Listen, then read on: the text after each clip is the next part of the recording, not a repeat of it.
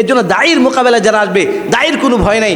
আল্লাহ রাব্বুল আলামিন মুসা আলাইহিস সালাতু ওয়াস সালাম শিখাচ্ছেন, লা তাখাফা, তোমরা ভয় করবে না, মনে রাখবে ইন্নানি মাআকুমা, আমি তোমাদের সাথে আছি, আসমাউ ওয়া আরা, আমি তোমাদের কথা শুনছি, আমি তোমাদেরকে দেখছি। আলহামদুলিল্লাহ। এই জন্য ভাই এই মুহূর্তে আমাদেরকে কে দেখতেছেন? আমাদের কথাগুলি কে শুনতেছেন? আমরা এই কথাগুলি বলবো কাকে রাজি করার জন্য? শুনবো কাকে খুশি করার জন্য? আল্লাহ তাআলা আমাদের উপর রাজি হয়ে যান, আল্লাহ তাআলা আমাদের উপর খুশি হয়ে যান।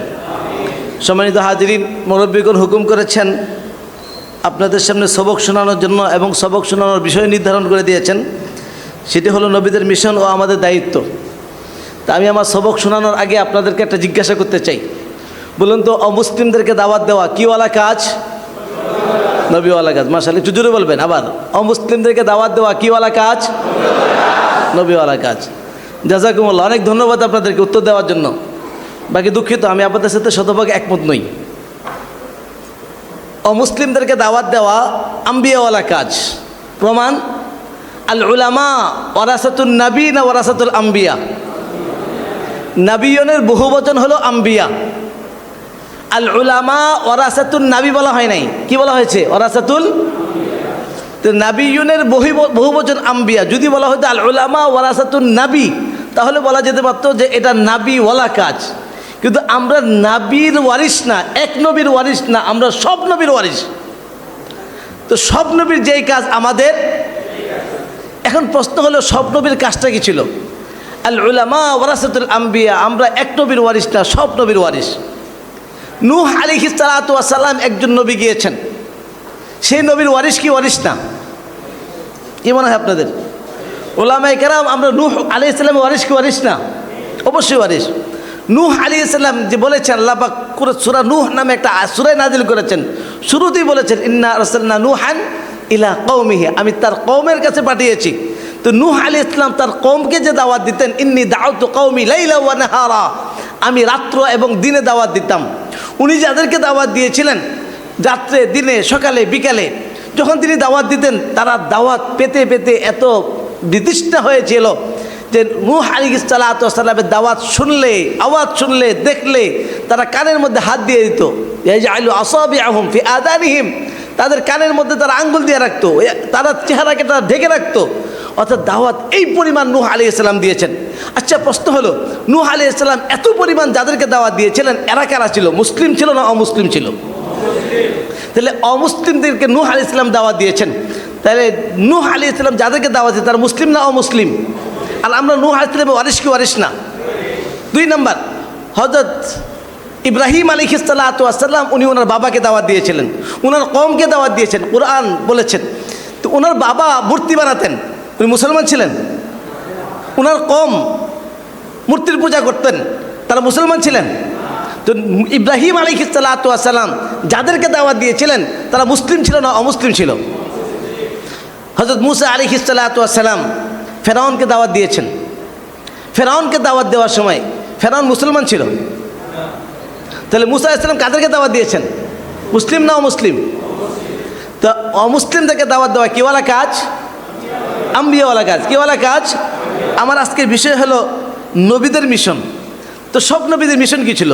নূহ আলাইহিস সালামের মিশন ছিল অমুসলিমদেরকে দাওয়াত। মুসা আলাইহিস সালাতু ওয়াস সালামের মিশন ছিল অমুসলিমদেরকে দাওয়াত।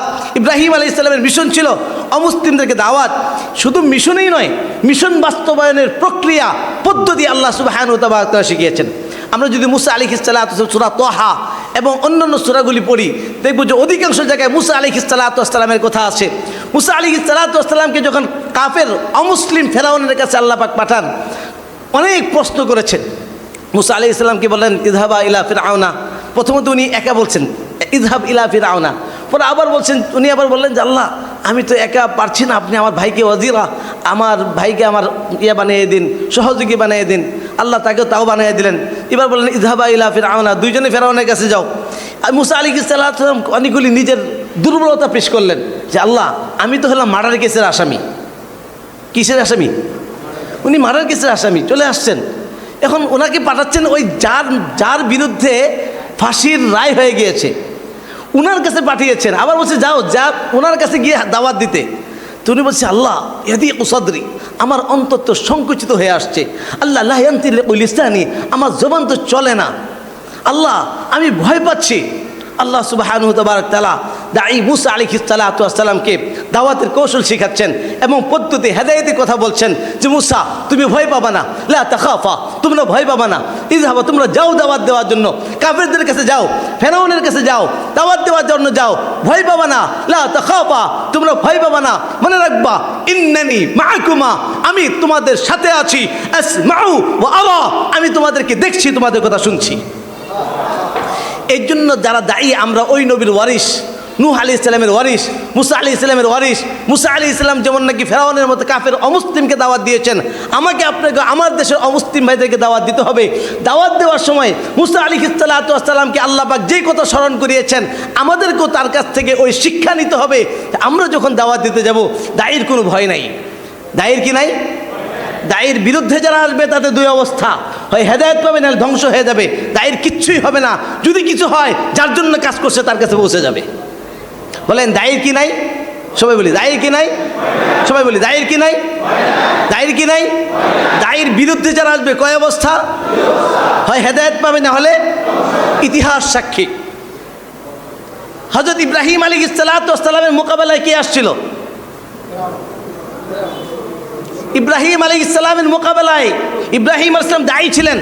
ওনার বিরুদ্ধে উনি দায়ীর বিরুদ্ধে কে আসছিলেন? মুসলমান ছিল না মুসলমান? হেদায়েত পেয়েছে না ধ্বংস হয়ে গেছে? ধ্বংস হয়ে গেছে। মুসা আলাইহিস সালামের বিরুদ্ধে কে আসছিল? কি হয়ে গেছে? মুহাম্মদুর রাসূলুল্লাহ সাল্লাল্লাহু আলাইহি সাল্লামের বিরুদ্ধে আবু জেহেল, উতবা, শাইবা, আবু লাহাব আসছে, কি হয়ে গেছে? অপরদিকে মোকাবেলায় আসছে আবু সুফিয়ান, যুদ্ধ বেচারা কম করেনি। আবু সুফিয়ান কি হয়ে গেছে শেষ পর্যন্ত? রাসূলুল্লাহ সাল্লাল্লাহু আলাইহি ওয়াসাল্লাম মোকাবেলায় আসছে হিন্দা, যে নবীজির চাচার কলিজা চাপি খেয়েছে, কি পেয়ে গেছে? হেদায়েত পেয়ে গেছে। ইকরামা ইবনে আবি জাহাল কি পেয়ে গেছে? হেদায়েত পেয়ে। ইতিহাস সাক্ষী যে দায়ের মোকাবেলায় যারা আসে তাদের দুই অবস্থা, হয় হেদায়েত পাবে না হলে ধ্বংস হয়ে যাবে। দায়ের কিছুই হবে না। দায়ের যদি কিছু হয়ও, যার জন্য কাজ করছে, যাকে পাওয়ার জন্য কাজ করছে তার কাছে পৌঁছে যাবে। হযরত খাজা মঈনুদ্দিন চিশতি রহমাতুল্লাহ আলাইহি নাম শুনেছি আমরা, শুনেন নাই এমন মানুষ খুব কম আছে। ওনার নাম বিক্রি করে এখনও ঢাকা শহরে আমাদের দেশের মানুষ পেট পূজা করে। দেখবেন বিভিন্ন জায়গায় লাল সালু দিয়ে একটা ডেক থাকে আর লেখা থাকে খাজা বাবার ডেক। খাজা মঈনুদ্দিন চিশতি রহমাতুল্লাহ আলাইহি দায়ী ছিলেন। উনি যাদেরকে দাওয়াত দিয়েছিলেন এরা মুসলিম ছিল না মুসলিম ছিল? ওনার মোকাবেলায় কে আসছিল? জি, রাজা পৃথ্বীরাজ কার মোকাবেলা আসছিল? ওনার মোকাবেলা আসছে, ধ্বংস হয়ে গিয়েছে। দায়ী ছিলেন শাহজালাল ইয়ামানি রহমাতুল্লাহ আলাইহি, মোকাবেলা আসছিল কে? কি হয়ে গেছে? আমি একটা ছোট্ট ঘটনা আপনাদেরকে এই বিষয়টা বোঝানোর জন্য একটু বিস্তারিত বলছি। বাবা আদম শহীদ রহমাতুল্লাহি আলাইহি, মুন্সিগঞ্জে তার কবর, তার মাকবারা, ওখানে তার মসজিদ আছে। বাবা আদম শহীদ রহমতুল্লাহ ছিলেন আব্দুল কাদের জিলানী রহমতুল্লাহ আলাইহির খলিফা। উনি ওই বেলটাতে দাওয়াত দিতে দিতে ওই পর্যন্ত দাওয়াত দিয়ে আসছেন। উনার যুগে যে বাদশা ছিল, রাজা ছিল, ওই রাজার নাম ছিল রাজা বল্লল সেন। এই রাজা বল্লল সেনের ভাগিনাকে বাবা আদম শহীদ রহমতুল্লাহ আলাইহি দাওয়াত দিলেন। উনি দাওয়াত পেয়ে মুসলমান হলেন। এই খবর রাজার কাছে আসলো। রাজার কাছে আসার পরে রাজা চিন্তা করলো যে আমার পরিবারের মধ্যে এই সমস্যা ঢুকে গিয়েছে। উনি ওনার সৈন্যবাহিনী পাঠালো যে যা বলো যে সে কী করেছে, যে তাকে ধ্বংস করে আসো। যখন ওনার সৈন্যবাহিনী গেল, গিয়ে দেখলো যে এখন রাজা বাবা আদম শহীদ একা নয়, তার সাথে বিশাল এক কাফেলা জমে গিয়েছে। তো কাফেলা, তার রাজার লোকজন এসে বলল যে তার সাথে এইভাবে একা সম্ভব নয়। বলে কি করতে হবে? বলে তার সাথে যুদ্ধ করতে হবে, কারণ তার সাথে বিশাল এক কাফেলা চলে আসছে। এবার বাবা আদম শহীদ রহমতুল্লাহ আলাইহির মোকাবেলায় যাচ্ছে কে? দায়ীর মোকাবেলায় যাচ্ছে রাজা বল্লল সেন। উনি যখন যুদ্ধের মধ্যে যায়, যাওয়ার আগে তার বাড়ির পাশে বাড়িতে অনেক কাঠ জমা করেছে। কাঠ জমা করে আগুন লাগিয়ে দিয়েছে আর পরিবারকে বলেছে দেখো, যুদ্ধের মধ্যে জয় পরাজয় দুটোর যে কোনো একটা হতে পারে। আমরা রাজা, আমাদের সৈন্য, আমাদের যুদ্ধ সরঞ্জাম অনেক আছে, আমরা আশাবাদী আমরা বিজয়ী হব। এরপরে যেহেতু যুদ্ধ বলা যায় না, যদি পরাজয় বরণ করি তাহলে এই যে আমি শিকারী পাখিটা নিয়ে যাচ্ছি, এই পাখিটা ছেড়ে দিব, আর পাখি শিকারী পাখি সে রাজপ্রাসাদে পৌঁছে যাবে, আর এই পাখি দেখার সাথে সাথে তোমরা আগুনে ঝাঁপ দিবে, শত্রুর হাতে ধরা দিয়ে তোমরা তোমাদের জীবন নষ্ট করবে না। তিনি তাই করলেন। এবার যুদ্ধের ময়দানে চলছে। ইতিহাসের কিতাবে লেখে বাবা আদম শহীদ রহমাতুল্লাহ আলাইহি গায়ে আঘাত করেছে, রক্তের ফোঁটা মাটিতে পড়ার আগে ওই পাখি ফুরুত। এবার পাখি দৌড়ে ছুটছে রাজপ্রাসাদের দিকে। এবার রাজপ্রাসাদে পৌঁছার সাথে সাথে এদিকে পাখি রাজপ্রাসাদে ছুটছে, রাজা বলছেন সে যুদ্ধ বাদ দিয়ে এবার সে তার ঘোড়া হাঁকাচ্ছে। ঘোড়ার গতি বেশি না পাখির গতি বেশি? এবার পাখি তার জায়গায় তার গন্তব্যে পৌঁছে গিয়েছে। পাখিকে দেখার সাথে সাথে রাজার ফরমান অনুযায়ী তার পুরা পরিবার আগুনে ঝাঁপ দিয়েছে। এবার রাজা যখন আসলো, এসে দেখলো যে আমার যে পরিবারের জন্য রাজত্ব, আমার যাদের জন্য এই সব কিছু, তারা কেউ নেই, আমার রাজত্ব দিয়ে কী লাভ? উনি ওনার আবেগকে কন্ট্রোল করতে পারেনি, ওনার আবেগকে নিয়ন্ত্রণ করতে পারেনি, উনিও আগুনে ঝাঁপ দিলেন। কি হয়ে গেল? কার মোকাবেলায় গিয়েছিল? কার মোকাবেলায়? আর দায়ী তার নামগন্ধ নেই, তার কবর কোথায় কেউ চেনে না, তার বাড়ি কোথায় কেউ জানে না, কিন্তু দায়ী বাবা আদম শহীদ রহমতুল্লাহ আলাই, ওনার কবর আছে, ওনার জায়গা আছে, ওনার সব কিছু আছে, আজ পর্যন্ত শহীদ বলে উনি, তার নামগন্ধ সব কিছুই আছে। তো উনি তো আল্লাহর জন্য করছেন, ওনার কাছে চলে গিয়েছেন। এর জন্য দায়ীর মোকাবেলায় যারা আসবে, দায়ীর কোনো ভয় নাই। আল্লাহ রাব্বুল আলামিন মুসা আলাইহিস সালাতু ওয়াস সালাম শিখিয়ে যাচ্ছেন, লা তাখাফা, তোমরা ভয় করবে না, মনে রাখবে ইন্নানি মাআকুমা, আমি তোমাদের সাথে আছি, আসমাউ ওয়া আরা, আমি তোমাদের কথা শুনছি, আমি তোমাদেরকে দেখছি। এই জন্য যারা দায়ী হব আমরা, এই সবক আমাদের প্রত্যেকের অন্তরে রাখতে হবে যে আমি যেহেতু ওই মুসা আলাইহিস সালাম যে আল্লাহর দিকে দাওয়াত দিচ্ছিলেন, আমরা ওই একই আল্লাহর দিকে দাওয়াত দিচ্ছি। মুসা আলাইহিস সালাম যে কাফের দিকে দাওয়াত দিচ্ছেন, যারা আল্লাহকে অস্বীকার করত, আল্লাহকে অমান্য করত, এরকম অমান্যকারীদের কাছে আমরা দাওয়াত দিচ্ছি। অতএব মুসা আলাইহিস সালামের জন্য যে ফরমান, যে উপদেশ, আমাদের জন্য একই উপদেশ, আমাদের কোনো ভয় নেই। আর আমাদের এই কথা মনে রাখতে হবে, ওয়ালা তানিয়া ফি যিকরি, যে আল্লাহর জিকির থেকে গাফিল হওয়া যাবে না, যে আল্লাহ আমাকে দেখছেন, আল্লাহ আমার কথা শুনছেন। আমাদের কথা চলছিল যে অমুসলিমদেরকে দাওয়াত দেওয়া কিওয়ালা কাজ? আম্বিয়াওয়ালা কাজ। তো মুসা আলাইহিস সালাম যাদেরকে দাওয়াত দিয়েছিলেন তারা মুসলিম ছিল না অমুসলিম ছিল? রাসূলুল্লাহ সাল্লাল্লাহু আলাইহি ওয়াসাল্লাম, লাকাদ কানা লাকুম ফি রাসূলিল্লাহি উসওয়াতুন হাসানাহ, রাসূল সাল্লাল্লাহু আলাইহি ওয়াসাল্লাম আমাদের আদর্শ। তো নবীজি যাদেরকে দাওয়াত দিতেন তারা মুসলিম ছিল না অমুসলিম ছিল? আবু জেহেল মুসলমান ছিল মনে হয়, নেত্রকোনা মানুষ কি বলে? না হলে তো না বলবেন কমপক্ষে। আমি তো সবক শোনাচ্ছি, মুরব্বীরা উস্তাদরা সবক শুনবেন, আপনাদের সাথে তাকরার করছি। বলেন আবু জাহেল মুসলমান ছিল? সাইবা মুসলমান ছিল? উতবা মুসলমান ছিল? নবী সাল্লাল্লাহু আলাইহি ওয়াসাল্লাম যাদেরকে দাওয়াত দিচ্ছিলেন মুসলমান ছিল? আবু বকর মুসলমান ছিল ইসলাম কবুল করার আগে? এখনও রাদিয়াল্লাহু তাআলা হন নাই, এখনও ঈমান আনেন নাই, এখনও মুসলমান হন নাই। যখন শুধু আবু বকর ছিলেন তখন নবীজির দাওয়াত পেয়েছেন, দাওয়াত পেয়েই তো মুসলমান হলেন। ওমরে ফারুক এখনও ফারুক হন নাই, শুধু ওমর ইবনে খাত্তাব তরবারি নিয়ে আসছে নবীজিকে হত্যা করার জন্য, তখন মুসলমান ছিলেন? তো নবীজির দাওয়াত পেয়ে মুসলমান হলেন। উসমান রাদিয়াল্লাহু তাআলা আনহু ঈমান আনার আগে মুসলমান ছিলেন। তো সকল সাহাবায়ে কেরাম নবীজি যাদেরকে দাওয়াত দিয়েছিলেন তারা মুসলিম ছিল না অমুসলিম ছিল? তাহলে নবীদের কাজ ছিল দাওয়াত। কাদেরকে দাওয়াত? আল্লাহ সুবহানাহু ওয়া তাআলা এবার নবীকে বলছেন, কুল, হে নবী সাল্লাল্লাহু আলাইহি ওয়াসাল্লাম আপনি বলুন, হাদিহি সাবিলি, এইটা আমার পথ। কোনটা আমার পথ? আদউ ইলাল্লাহ, আদউ ইলাল্লাহ। আমি যে উলামায়ে কেরাম আছি, আদউ কোন সিগা?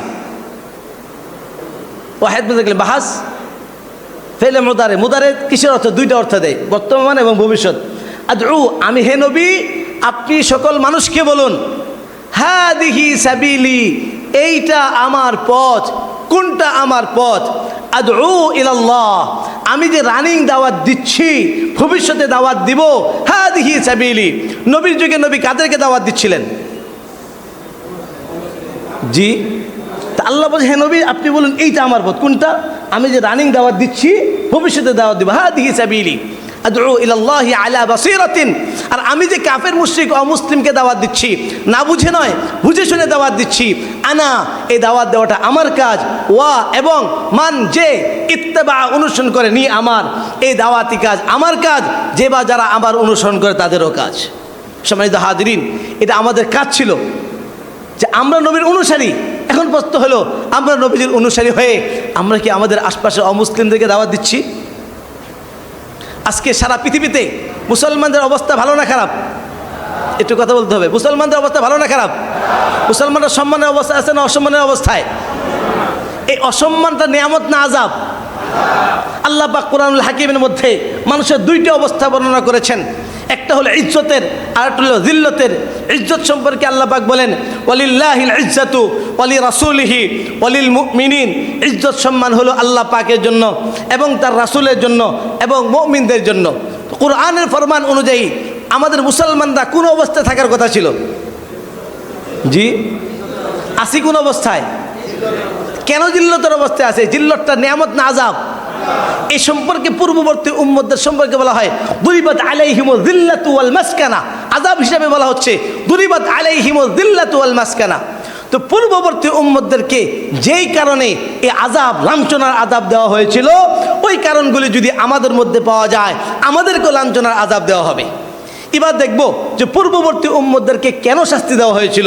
যদি আমরা কোরআনকে জিজ্ঞাসা করি, তাহলে কোরআন বলে যে পূর্ববর্তী ব্যক্তিদেরকে 3 কারণে শাস্তি দেওয়া হয়েছিল। কয় কারণে? 1 নম্বর কারণ হলো নাহি আনিল মুনকার না করা, অন্যায় কাজ হতে দেখেও বাধা না দেওয়া। কানু লা ইয়াতানাহাউনা আন মুনকার, তারা নাহি আনিল মুনকার করেনি। 2 নম্বর কারণ, এবার বলুন সবচেয়ে বড় মুনকার হলো শিরক। ইন্না শিরকা লা যুলমুন আযীম। সবচেয়ে বড় অপরাধ হলো শিরক। আমাদের আশপাশে কত মানুষ শিরক করছে, কয়দিন আমরা তাদের কাছে মহাব্বতের সাথে, ভালোবাসার সাথে তাদেরকে গিয়ে বলেছি, ভাই এই পথটা সঠিক পথ নয়, এটা ভুল পথ, খারাপ পথ, জাহান্নামের পথ বলেছি, আমরা বাধা দিয়েছি। এটা ছাড়াও কত মুনকার আমার সামনে হয়, কয়টা বাধা দিয়েছি। তা আল্লাহ বলেন কানু লা ইয়াতানাহাউনা আন মুনকার, তারা নাহি আনিল মুনকার করেনি, এই জন্য তাদের উপরে শাস্তি আসছে। 2 নম্বর কারণ ছিল তারা সত্যকে গোপন করত। আল্লাহ পাক বলেন ইন্নাল্লাযীনা ইয়াকতুমুনা মা আনজালনা মিনাল বাইয়িনাত, যে তারা সত্যকে গোপন করত। এবার বলুন আমরা সত্য গোপন করছি কিনা? মুহাম্মদ সাল্লাল্লাহু আলাইহি ওয়াসাল্লাম কাদের নবী? আমাদের আশপাশের অমুসলিমদের কাছে এই পয়গাম পৌঁছেছি, তাদেরকে গিয়ে বলেছি, হে ভাই মুহাম্মদ সাল্লাল্লাহু আলাইহি ওয়াসাল্লাম আপনার নবী। তো তাদের সামনে এই কথাটা সত্য প্রকাশ করলাম না গোপন করলাম? গোপন করেছি। ইসলাম কাদের ধর্ম?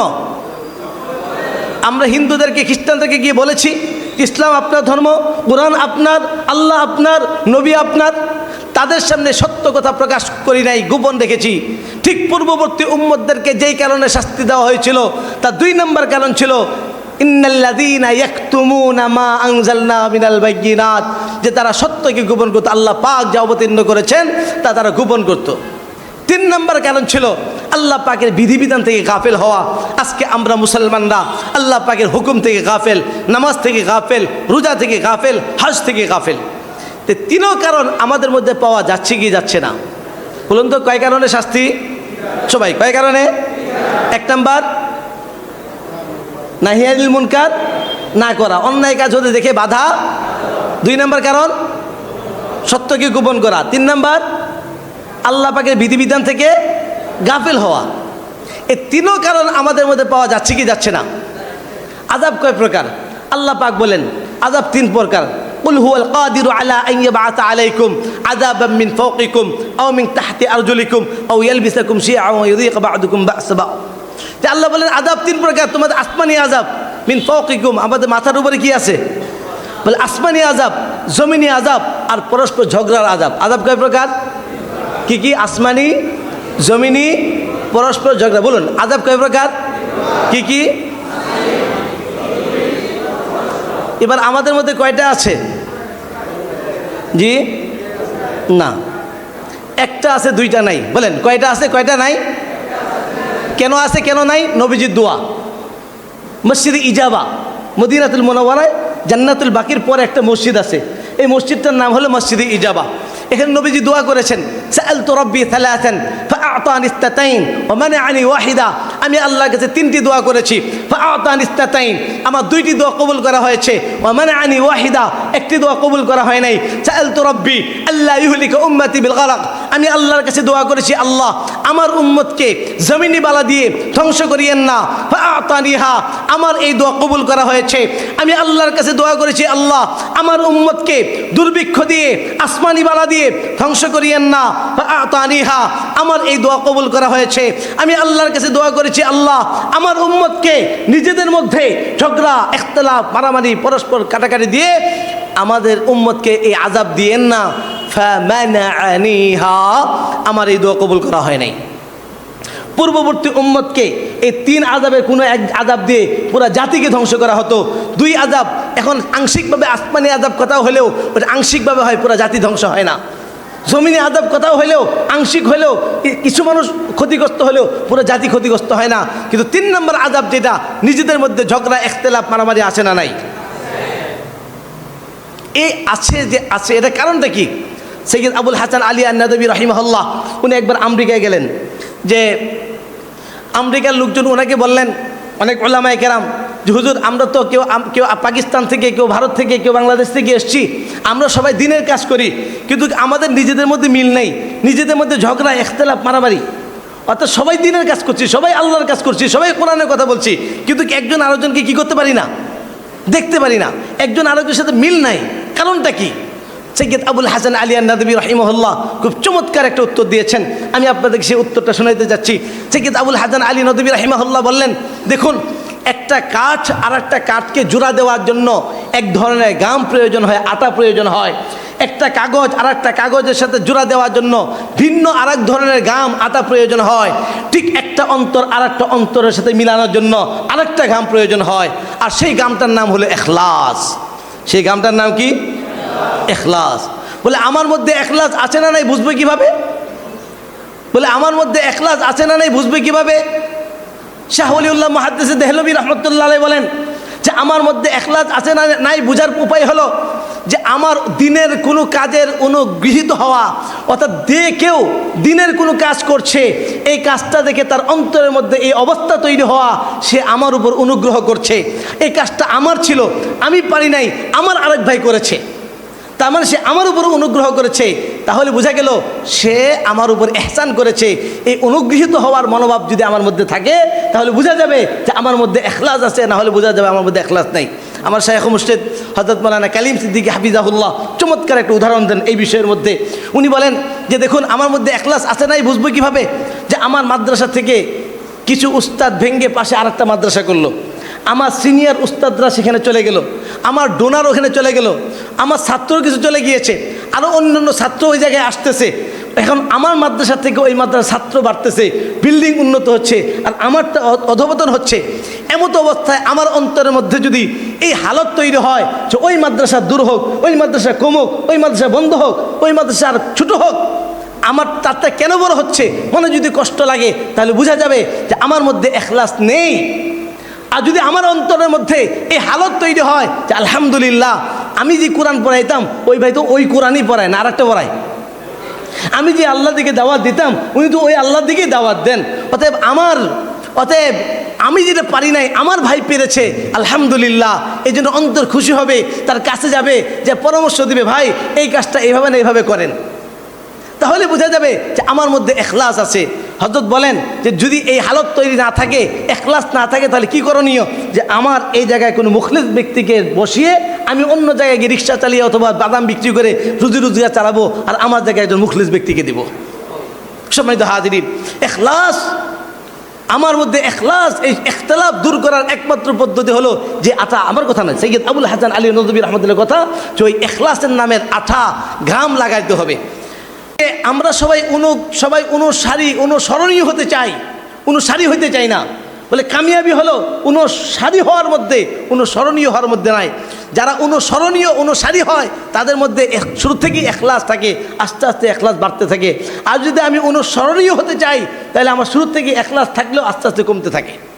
সম্মানিত হাজিরিন, এই জন্য দিনের যে কোনো কাজ আমি একে পারি নাই, আমার আরেক ভাই করে দিয়েছে, এটা আমার ইহসান মনে করা। আমাদের শেখ একটা চমৎকার আরেকটা উদাহরণ দেন।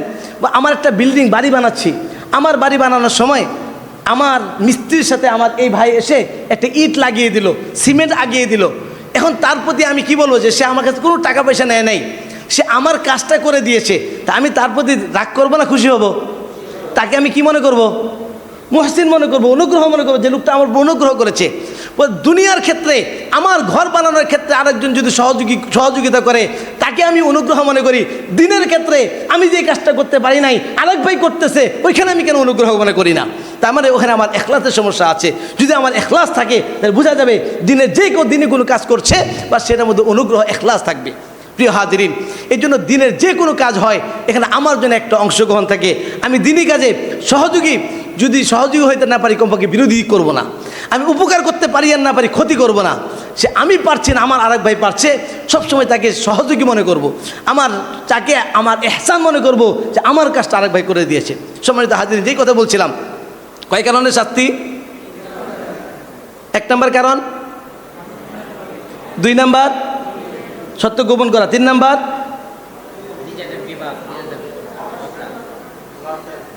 তাহলে আযাব কয় প্রকার? 3 নম্বর হলো গাফলত, নিজের মুসলমানরা তার আমলে মানে গাফিল হওয়া। ফালাম্মা নাসু মা যুক্কিরু বিহি। তে আযাব কয় প্রকার? কি কি? কয়টা আছে কয়টা নাই? একটা আছে। কেন আছে কেন নাই?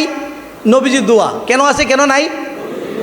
ওই ইখতিলাফ কেন আছে এটা কারণ বলতে গিয়ে একটা ঘটনা বললাম।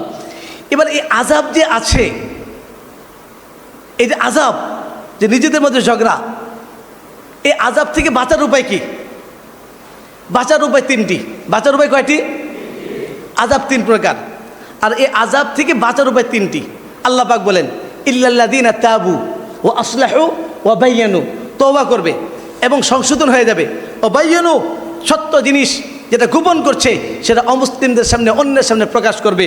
যেমন আমরা কোরআনকে অমুসলিমদের সামনে গোপন করছি, নবীকে অমুসলিমদের সামনে গোপন করছি, ইসলামকে অমুসলিমদের সামনে গোপন করছি, অতএব এটা আমরা তাদের সামনে প্রকাশ করব। পারবো তো ইনশাআল্লাহ? সম্মানিত হাজিরিন, এই জন্য আমাদের অন্তরকে প্রশস্ত করতে হবে। সমস্ত আম্বিয়া আলাইহিস সালাম মিশন ছিল দাওয়াত। যেহেতু আমাদের বিষয় হলো মিশন ছিল দাওয়াত, এখন আমাদের দায়িত্ব কি? নবীদের যে দায়িত্ব আমারও যে দায়িত্ব। বাপের ওয়ারিস আমি, আল উলামা ওয়ারাসাতুন নবিয়্যিন ওয়ারাসাতুল আম্বিয়া। সব নবীর মিশন ছিল দাওয়াত, আর আমরা তার ওয়ারিস, আমাদেরও মিশন হলো দাওয়াত। বাপের সম্পদ, বাপের ব্যবসা, সন্তান ওয়ারিস হয়, তখন এই সন্তানের মিশন কি থাকে? বাপের যে মিশন ছিল ব্যবসা বাড়ানো, সন্তানের মিশন কি থাকে? ব্যবসা বাড়ানো। ঠিক আমার বাবার আমি যাদের ওয়ারিস তাদের মিশন ছিল দাওয়াত, তো আমাদেরও দায়িত্ব আর কর্তব্য হলো দাওয়াত। এই জন্য প্রিয় ভাই, দোস্ত বুজুর্গ, আমরা এই আমাদের পাশের অমুসলিম ভাইদেরকে, এটা আমার ইমানি দায়িত্ব আমাদের দাওয়াত দেওয়া। এই জন্য আমরা সকলেই দাওয়াত দিতে রাজি আছি ইনশাআল্লাহ। এই আমাদের নবীদের যে দায়িত্ব ছিল, দায়িত্ব আমরা পালন করতে রাজি আছি ইনশাআল্লাহ। আর নবী আসবে না, রসুল আসবে না, নবীর এই দায়িত্ব আমাদের উপরে।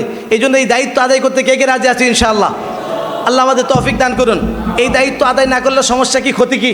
আল্লাহ পাক বলেন, ফালানাসআলান্নাল্লাযীনা উরসিলা ইলাইহিম ওয়ালানাসআলান্নাল মুরসালিন। এই দায়িত্ব আমাদেরকে যে দেওয়া হয়েছে, দাওয়াতের দায়িত্ব, বিদায় হজের মধ্যে নবী আলাইহিস সালাতু ওয়াস সালাম দায়িত্ব ট্রান্সফার করেছেন। ফালিয়ুবাল্লিগুশ শাহিদাল গায়ব, নবীর আসার আগে অন্যান্য নবীদের উপরে নবীর দায়িত্ব ছিল দাওয়াত দেওয়া, আর উম্মতের উপর মুস্তাহাব ছিল। কিন্তু নবী শেষ, নবী আসবেন না, এই নবীর নবুয়তের দায়িত্ব, এই কাজের দায়িত্ব আমাদের ঘাড়ে দিয়ে আমাদেরকে সম্মানিত করেছেন। আচ্ছা, অমুসলিমদেরকে দাওয়াত দেওয়া কঠিন না সহজ? অমুসলিমদেরকে দাওয়াত দেওয়া কঠিন কাজ না সহজ কাজ? সহজ কাজ। কারণ নবীজি বলেছেন, বাল্লিগু আন্নি ওয়ালাউ আয়া। এখানে 3টা জিনিস, বাল্লিগু আন্নি ওয়ালাউ আয়া। বাল্লিগুর মধ্যে মুবালাগা, খুব দাওয়াত দাও। বাল্লিগুর যে খাসিয়াত, এর মুবালাগার খাসিয়াত, যে তোমরা খুব দাওয়াত দাও। আন্নি তাশাররুফ, মর্যাদা, যে নবীর সাথে নিসবত হওয়ার কারণে তোমার মর্যাদা বেড়ে যাবে। আন্নি ওয়ালাউ আয়া, বলছে একটা অক্ষর, একটা আয়াত হলেও বলে দাও, সহজ। তাসাহুল, ওখানে মুবালাগা, তাশাররুফ আর তাসাহুল, অর্থাৎ সহজ করে দেওয়া। এই যে দাওয়াত খুব সহজ। অর্থাৎ দাওয়াত সহজ কিভাবে? আমি যা জানি এটা আরেকজনকে বলবো, এটাই তো দাওয়াত। এখন উনি মানুষ না, আমার ওনার ব্যাপার। দায়িত্ব দেওয়া হলো আমাদের। এই দাওয়াতের দায়িত্ব হলো এই অমুসলিমদের দাওয়াত দেওয়া আমাদের প্রত্যেকের দায়িত্ব। আদায় না করলে আল্লাহর কাছে জিজ্ঞাসিত হব।